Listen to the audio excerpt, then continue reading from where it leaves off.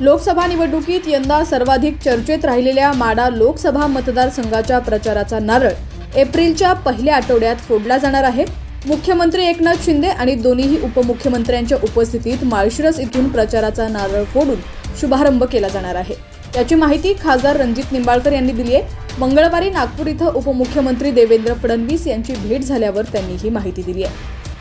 संपूर्ण बातमी पुढे पाहूयात। त्याआधी तुम्ही HPN मराठी न्यूज चॅनल पहिल्यांदाच पाहत असाल आणि अजूनही चॅनलला सबस्क्राइब केलं नसेल तर नक्की सबस्क्राइब करा आणि बेल आयकॉनवर क्लिक करून नोटिफिकेशन्स मिळवा, जेणेकरून आमचे अपडेट्स लवकरात लवकर तुमच्यापर्यंत पोहोचतील।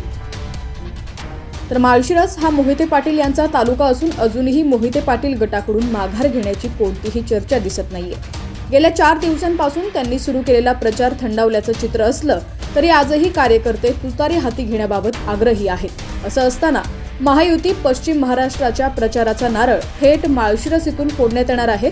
महत्त्वाचं म्हणजे प्रचाराचा नारळ फोडण्यासाठी महायुतीचे सर्व बडे नेते उपस्थित राहणार आहेत। उपमुख्यमंत्री देवेंद्र फडणवीस यांचे कुलदैवत हे नीरा नरसिंगपूर इथं असून प्रत्येक निवडणुकीपूर्वी ते आपल्या कुलदेवताचं दर्शन घेत असतात। यंदाही माळशिरस येथील प्रचाराचा नारळ फोडल्यावर फडणवीस हे कुलदेवतेचं दर्शनाला जाणार आहेत। पश्चिम महाराष्ट्रातील लोकसभा मतदारसंघाच्या बहुतांश जागेवरील निवडणूक 3ऱ्या टप्प्यात होत असल्यानं एप्रिलच्या पहिल्या आठवड्यात प्रचाराचा शुभारंभ केला जाणार आहे।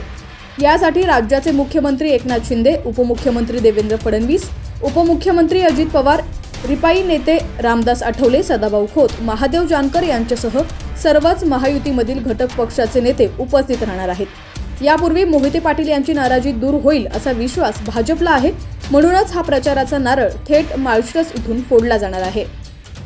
लोकसभा 2024 तसंच राजकीय घडामोडी पाहण्यासाठी HPN मराठी न्यूज चॅनलला सबस्क्राइब करा आणि बेल आयकॉनवर क्लिक करून नोटिफिकेशन्स मिळवा, जेणेकरून आमचे अपडेट्स लवकरात लवकर तुमच्यापर्यंत पोहोचतील।